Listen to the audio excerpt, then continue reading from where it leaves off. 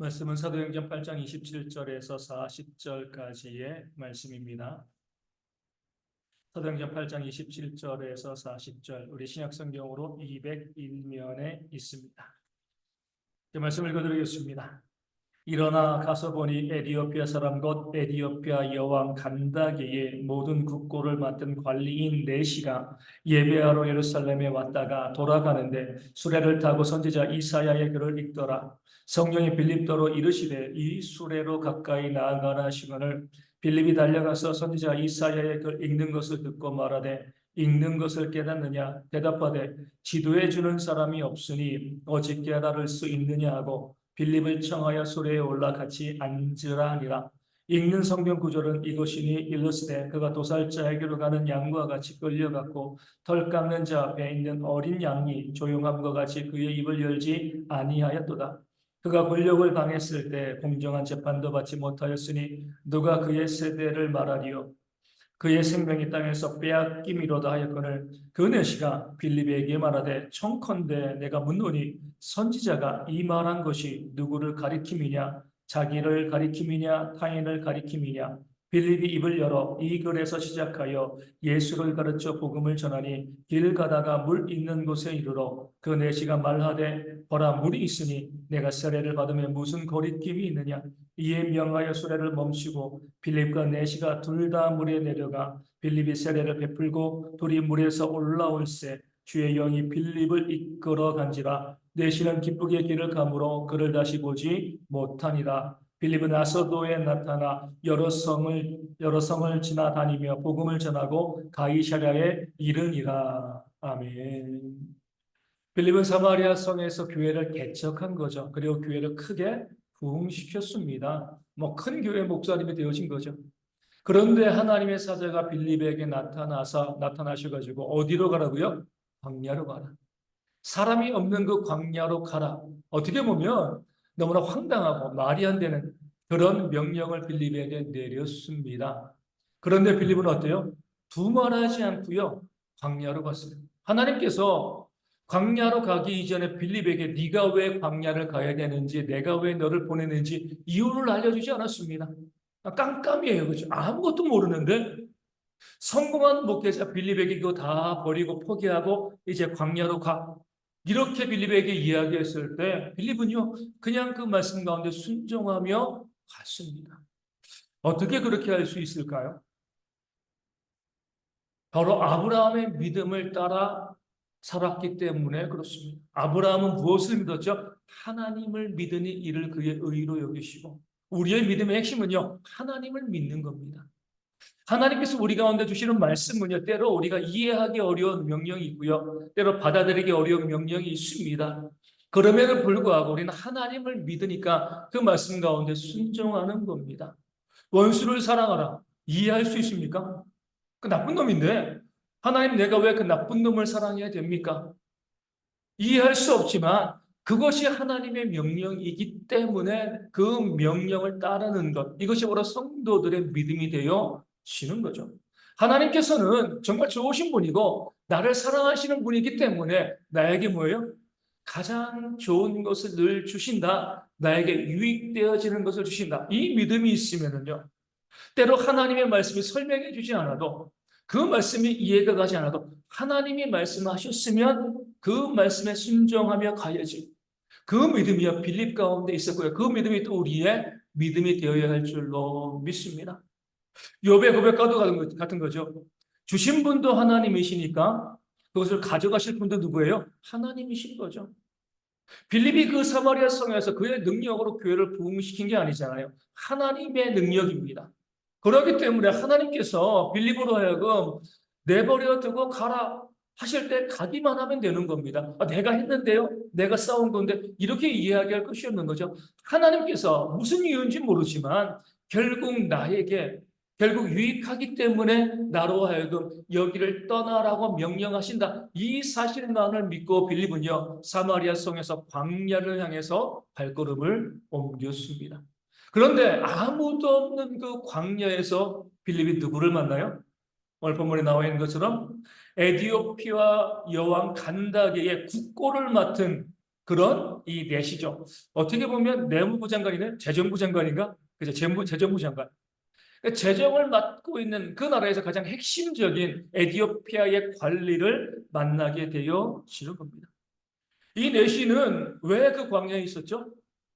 예배하러 예루살렘에 갔다가 다시금 고향으로 집으로 돌아가는 길입니다. 에디오피아는 아프리카에 있잖아요, 그렇죠? 아프리카 이 사람이요, 그러니까 유대교를 믿는 거죠. 여호와 하나님을 믿고 예배하러 예루살렘으로 갔습니다. 사마리아 지역은 모르지만 뭐 유대라든가 바벨론 지역은 포로로 잡혀갔으니까 거기 유대교를 믿는 사람들이 있어도 이상하지 않지만 어떻게 아프리카에 하나님을 믿는 유대교를 믿는 그런 사람이 있었을까요? 어디에서 그 근원을 찾을 수 있어요? 솔로몬의 시대인 거죠, 그렇죠? 솔로몬의 시대에 누가 찾아옵니까? 시바의 여왕이 찾아오잖아요. 그 시바는 어디예요?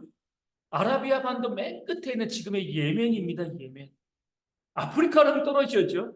그런데 그 두 나라의 역사를 바라보게 되어지면 이 시바에 있던 예멘에 있던 사람들이요 배를 타고요 에디오피아 지역으로 이주하게 되어집니다. 거기에서 그들이 나라를 세운 것 그것이 바로 에디오피아 왕조의 시작이 되어지는 거죠. 그렇기 때문에 에디오피아 사람들은요 아직까지 그들을 솔로몬의 후예라고 부릅니다. 1900년대 초까지 그 에티오피아 왕조가 있었는데 우리 조선 왕조처럼 그 왕조의 이름이 솔로몬 왕조였어요. 그들은 그들의 뿌리를요 솔로몬에게 둡니다. 그렇기 때문에 빌립의 시대, 예수님의 시대에 이미 에티오피아에는 상당히 많은 유대인들, 하나님을 믿는 사람들이 있었습니다. 지금도요 아프리카 국가 중에서 지금 이디오피아는요 개신교가 거의 45%가 넘습니다. 기독교 국가라고도 볼 수 있는 것이 바로 과거로부터 에디오피아의 특징이 되었습니다. 그렇기 때문에 이 내시는요 예루살렘으로 예배하러 갔다가 지금 광야를 지나가지고 고향으로 돌아가는 그 길 가운데 있는 거죠. 빌립이 가보니까요 수레가 있고요 군대가 있고요 에디오피아 여왕 간다게의 내시가 그 수레를 타고 있는데 뭐 하고 있었습니까? 그 수레에서 두루마리 성경을 읽고 있었던 거죠. 어디 말씀이에요? 이사야 53장 말씀. 빌립이 다가가서 묻습니다. 그 말씀, 네가 읽고 있는 말씀이 무엇이냐? 내가 이 말씀을 읽고 있습니다. 그러니까 말씀의 뜻이 무엇인지 아느냐? 가르쳐주는 사람이 없는데 내가 어떻게 알겠습니까? 그러면서 물어봅니다. 여기에서 이사야 53장에서 말씀하고 있는 이가 이 선지자 자신이냐? 아니면 다른 사람이냐? 이렇게 이야기했을 때 빌립이 어떻게 해요? 이사야 53장은요 예수님에 대한 예언의 말씀이죠. 그 말씀을 가지고 예수님을 증거하고 복음을 증거하고 오직 예수를 믿어야지만 구원받을 수 있다는 그 사실을 그 내시에게 증거하였습니다. 그 내시가 그 자리에서 하나님을 믿고 예수를 믿고 구원받는 역사가 일어나고 그 다음에 마침 옆에 물이 있으니까 무엇을 요청해요? 내가 세례받고 싶다. 그리하였을 때 빌립이 그에게 세례를 베푸는 그 장면이 본문 가운데 나와 있습니다. 그 다음에 하나님께서는요 빌립을 어떻게 하신 거죠? 호련히 그를 낚아채신 겁니다. 그래서 아소도, 그러니까 구약의 아스돗이죠. 그렇죠? 블레셋 지방의 그 아스돗에 그를 보내시고 가이시라까지 다니면서 복음을 증거케 하시는 그런 역사를 보여주셨습니다. 이 말씀 우리 가운데 이야기하고는 중요한 내용은 이거죠. 하나님께서 사마리아 성에서 그렇게 복음을 잘 증거하고 교회를 잘 세워가고 있는 성공적인 목회자인 빌립을 왜 끄집어내서 광야로 보내셨는가? 무엇 때문에요? 한 사람을 구원하기 위해서. 누구요? 이 메시아였어요. 비효율적이죠. 아니 사마리아 이렇게 많은 교회와 많은 성도가 있는데 고작 그 한 사람 때문에 그 성공적인 목회지에서 이 광야로 빌립을 보내십니까? 너무나 비효율적이잖아요. 이렇게 이야기할 수 있지만 이것이 바로 하나님의 마음이 되어지는 거예요. 한 영혼을 향한 사랑이 하나님의 마음에 있었기 때문에 하나님께서는요 빌립에게 모든 것 다 내려놓고 그리고 광야로 가서 내가 너로 하여금 만나게 할 그 사람에게 복음을 증거하여 그를 구원하라. 내 마음이 그 한 영혼 가운데 있다. 이 사실을 빌립에게 알려준 거죠. 빌립 또한 그런 주님의 마음을 하나님의 마음을 너무나 잘 알고 있었기 때문에 모든 건 내려놓을 수 있는 겁니다. 어떻게 내려놓을 수 있어요? 그렇죠? 그 영광의 자리인데 근데 하나님께서 내려놓으라고 하시니까요. 기꺼이 내려놓고요. 그 한 영혼을 구원하기 위해서 복음 때문에 광야로 달려간 그런 빌립의 모습이 본문 가운데 나와 있는 겁니다. 우리 예수님께서는요. 이와 비슷한 비유의 말씀을 우리 가운데 주셨습니다. 어떤 비유죠? 이른 양 한 마리를 찾으러 다니는 그런 목자의 비유가 되어진 거죠. 목자가 100마리의 양 중에서 그 한 마리를 잃어버립니다. 그럼 어떻게 하는 거예요? 말씀해 보면 99마리를 들에 놔두고 잃어버린 그 한 마리를 찾아가지 아니하겠느냐. 그 99마리가 뭐예요? 사마리아 성에 있는 성도들을 의미하는 것이죠. 근데 하나님께서는요, 그들도 중요하지만 그들은 함께 있으니까 문제하고 잃어버린 그 양 한 마리, 아직까지 복음을 듣지 못하고 헤매고 있는 그 양 한 마리, 그 양 한 마리를 위해서 달려가는 것, 이것이 바로 목자의 마음이고 우리 모든 믿는 성도들의 마음이어야 한다라고 그 비유로 말씀하고 있습니다. 그러면서 이렇게 말씀하시죠. 죄인 한 사람이 회개하면 하늘에서는 회개할 것이 없는 의인 99으로 말미암아 기뻐하는 것보다 더하리라. 아멘. 의인 아홉 명이 중요합니다. 하지만 그들이 이미 구원받았잖아요. 이미 복음을 들었습니다. 하지만 그 한 영혼은 어때요? 구원받지 못하고 복음을 듣지 못했기 때문에 그 한 영혼이 믿고 구원받을 수 있으면 하늘에서의 기쁨이 얼마나 크겠느냐 주님께서 말씀하고 알려주신 겁니다. 그 사마리아 성에 있는 그 많은 성도들은 이미 복음을 듣고 믿고 구원받았습니다. 그들과의 교제도 중요하고요. 삶을 나누는 것도 하나님이 기뻐하시는 일인 거죠. 하지만 구원받아야 되는 영혼이 있으면 그에게 달려가서 복음을 증거하는 것이 그 이른 양 한 마리를 찾는 것이 하나님께서 우리 모든 성도에게 말씀하시고 권면하신 그런 사명이요 명령이 되어지는 줄로 믿습니다. 이 교회 안에서 우리가 교제하는 것 중요합니다. 하나님이 기뻐하시는 거죠. 함께 우리가 교제하고 예배하고 또 여러 가지 많은 봉사원신 너무나 하나님이 기뻐하시는 일인데 그것만 있으면요 잘못된 거죠. 하나님께서는 초대 예루살렘 교회가 아름다운 공동체를 만들어 갔는데 그들 안에 머물러 있었기 때문에 핍박을 주심을 통하여서 그들로 하여금 강제로 흩어져서 복음을 증거하게 하셨습니다. 오늘도 마찬가지입니다. 교회가 되어진다는 것은요, 이 안에서 아름다운 교제가 있고요, 삶의 나눔이 있어야 되는데, 그 힘을 가지고 또 나가서 하나님의 복음을 증거하는 그런 모습이 있을 때 그 교회가 정말 하나님께서 원하시는 건강한 교회가 되어야 할 줄로 믿습니다. 물론 뭐예요? 비효율적일 수가 있어요. 나가서 복음을 증거하는 것이 얼마나 많은 에너지를 썼는지 모릅니다. 하지만 그것이 바로 하나님께서 우리 가운데 원하시는 그런 모습이 되어지는 거죠. 다시 말씀드리지만 빌립은요 그 많은 사람들 놔두고요 한 영혼 그 내시 한 명을 위해서 모든 건 내어두고요 광야로 갔습니다. 너무나 비효율적이고 너무나 낭비적인 모습이지만 하나님께서 그 영혼을 얼마나 사랑하시는가 오늘 장면을 통해서 우리 가운데 말씀하고 계신 겁니다. 우리 이재철 목사님은 사랑을 이렇게 정비합니다. 사랑은 뭐예요? 사랑은 낭비다. 적어도 우리가 사랑한다는 것은요 낭비하는 겁니다. 돈 따지는 거 아닙니다. 효율을 따지는 것이 아닙니다. 그 사랑을 위해서는 기꺼이 낭비할 수 있는 거죠.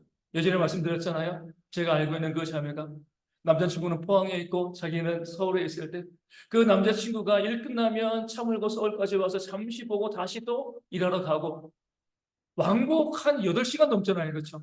낭비잖아요. 낭비. 야, 너무 비효율적이다. 그 기름값 그러고 시간도 그러고 잠 못 자고 체력이 다 축나고 하지만 뭐예요? 그게 사랑인 거예요. 그렇죠? 낭비가 없으면요 사랑이라고 볼 수가 없는 겁니다. 우리가 복음을 증거하는 것도 마찬가지입니다. 그게 사랑이잖아요. 그렇죠? 사랑하니까 복음을 증거하는 것이고 그런 면에서 복음을 증거하는 것은요 낭비일 수밖에 없습니다. 우리 13명의 선교 팀원들이 이제 토요일 0시 5분부터 우리 몽골로 떠나게 되어집니다. 낭비죠. 그렇죠? 일주일 동안 우리 자영 오시는 분들 일 못해요. 또 직장인들 휴가 낼 수, 여름 휴가를 여기다 다 이제 쏟아 붓는 겁니다. 시간도 드리고요. 그리고 또 뭐 그냥 다 후원받아 가는 게 아니잖아요. 가서 회비 내는 거거든요. 그러니까 자기 돈 내고 또 선교지로 가는 겁니다. 시간도 드리고요. 물질도 드리고 이번에 총 계산해 보니까 2천만 원 이상의 돈이 또 들어가게 되어집니다. 그랬을 때에 얼마나 많은 낭비. 제가 이제 예전에 뭐 여러 교회 있다 보면 항상 선교 다니면 그런 이야기가 나옵니다. 그렇게 선교 가지 말고 그 돈을 선교지에 후원하는 게 어때?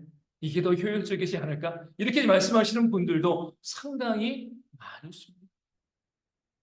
어찌되었건 우리가 시간도 드리고요. 물질도 드리게 되어줍니다. 그렇다고 해서 그렇게 시간과 물질 들어가지고 우리가 그 땅에 가서 관광하고 오는 게 아니잖아요. 새벽에 가는 이유도 이번 토요일 날 새벽에 출발해서 몽골에 도착하고 그날 아침부터 청소년부 사역을 하고요. 주일날 선한 이웃교회 가서 예배 사역하고 월화수 캠프하고 목금 잠시 쉬다가 오게 되어지는 겁니다. 그러니까 쉼 없이 그런 이 봉사 체력을 다 쏟아붓는 그런 이제 시간들이 되어지는 겁니다. 무엇보다도 우리가 성경 갈 때보다 항상 기도하게 되어지는 건 안전이거든요. 그렇지?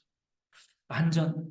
오가면서 그 비행기도 그러고 가서의 차량도 또 이 아직까지는 개발되지 않는 나라이기 때문에 또 질병도 그러고 늘 많은 부분들에 있어가지고 또 고민하게 되어지고요. 또 걱정하게 되어집니다. 어떻게 보면 너무나 많은 낭비 요소가 있는 거죠. 교회도 그러잖아요. 일주일 동안 또 그전부터 계속 기도했고요. 또 물질로 선교하는데 후원하고 애쓰고 노력하는 그런 모습들이 교회 가운데 얼마나 많이 있습니다.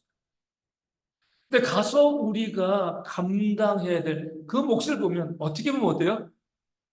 한 영혼에게 복음을 증거하고 오는 그런 사역이 되어질 수도 있습니다. 많은 사람을 만나겠지만 좀 구원받은 사람은 한 영혼일 수도 있는 거죠. 그렇게 되었을 때에 너무 낭비가 아닌가. 그 한 영혼 때문에 이렇게 많은 사람들이 이렇게 많은 시간과 이렇게 많은 물질과 이렇게 많은 체력과 위험을 감수할 필요가 있는가 이런 생각이 들지만 그럼에도 우리가 가는 것은 하나님께서 원하시는 것이 한 영혼을 위한 그런 발걸음이기 때문에 그렇습니다. 우리 가서 한 8일 정도 사역을 진행하게 되어지는데 어떤 결과 어떤 열매가 있을지 아무도 몰라요. 그 열매 결과가 풍성하지 못할 수도 있습니다. 그럼에도 불구하고요, 우리가 한 영혼에게라도 복음을 증거할 수 있으면 이 발걸음은 하나님께서 기뻐하시는 그런 귀한 발걸음이 되어질 줄로 믿습니다. 분명한 것은요, 나중에 우리가 하나님 심판대 앞에 서게 되었을 때 이렇게 이야기할 수 있는 거예요. 하나님, 우리가 2024년 그 6월, 7월 달에 내가 선교팀으로 가건 내가 보내는 자이건 우리가 그렇게 몽골에 가고 보냄을 통해서 그 여름 선교 사역을 통해서 한 영혼이라도 한 영혼이 구원받았습니다. 이것이요 마지막 심판대 앞에서 우리가 하나님께 우리의 신앙을 자랑할 수 있는 그런 귀한 고백이 되어질 줄로 믿습니다. 그 믿음을 가지고 우리가 한 영혼을 향한 발걸음으로 이번 선교를 가고요. 또 함께 기도하고 후원하는 그런 모습들이 우리 가운데 있어야 할 줄로 믿습니다. 지난 한 주간 날씨가 많이 더웠습니다. 낮에 정말 34도, 5도 그렇게 더운 거죠. 더운데 이제 제가 이제 목요일 날 오후 2시부터 이제 전도를 하거든요. 2시면 어때요? 겨울에는 정말 따뜻하고 좋은 환경인데 여름에는요 가장 더운 때가 한 2시쯤 되어지는 거예요. 시간을 우리 바꿔서 우리 조선옥 선생님이 그날 이제 지난주부터는 이제 아침에 더우니까 아침에 전도하시고요. 저는 이제 오후 2시에 맞춰가지고 왜냐하면 그 시간에 또 제가 전도할 때마다 만나는 분들이 있거든요.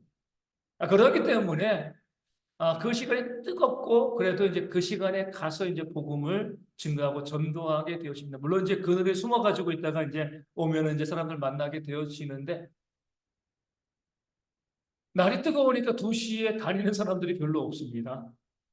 그리고 이제 사람들이 많이 안 다니지만 이제 오는 사람들은 어때요?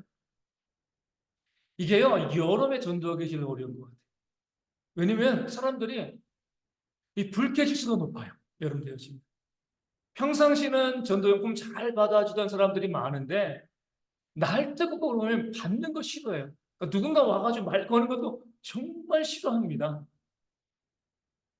그러니까 이제 이 6, 7, 8월 여름에 전도하는 게 제일 전도하는 자에게도 힘들고요. 어떻게 보면 저를 만나는 사람들도 그때가 제일 힘든 시간이 되어지는 거예요. 그러니까 그럼에도 불구하고 매주마다 나가서 거기 가서 우리 복음을 증거하게 되어줍니다. 너무 비효율적이죠. 그렇게 나간 이유는요, 오늘 말씀의 제목에 나와 있는 것처럼 빌립이 간 것처럼 그렇게 만나는 사람 중에서 한 영혼이라도 내가 복음을 증거할 수 있고 그 한 영혼이 구원받을 수 있으면은요, 그 많은 시간과 체력과 에너지를 쏟아부어도요, 그것은 가치 있는 그 사명이 되어지는 줄로 믿습니다. 많은 목회자분들이요, 그렇게 전도한다 그러면은요, 요즘은 그러면 안 돼. 비효율적이야. 그렇게 말씀하시는 분들이 목회자분들 가운데 참 많이 있습니다. 그럼에도 불구하고 하나님께서 오늘 말씀을 통해서 우리 가운데 보여주신 것은요, 그 한 영혼을 구원할 수 있으면 천하를 주어도 아깝지 않다는 거죠. 모든 물질과 모든 시간과 모든 에너지를 쏟아부어도 하나도 아까운 것이 없다는 것. 그럴 때 하나님께서 우리를 하늘의 별과 같이 아름답게 빛나게 하시는 놀라운 복과 은혜를 복음을 증거하는 가는 13명과 또 파송하는 우리 모든 교회 성도들에게 부어주실 줄로 믿습니다. 그런 귀한 성교의 발걸음이 되어줄 수 있도록 우리 기도해 주시고 또 가 있는 동안도 뜨겁게 기도해 주시고 이번 성교를 통해서 한 영혼 이상의 많은 사람들이 복음을 듣고요, 주님께 돌아오는 귀한 선교가 되어질 수 있도록 또 함께 찬양하고 기도하도록 하겠습니다. 510절 함께 찬송하겠습니다.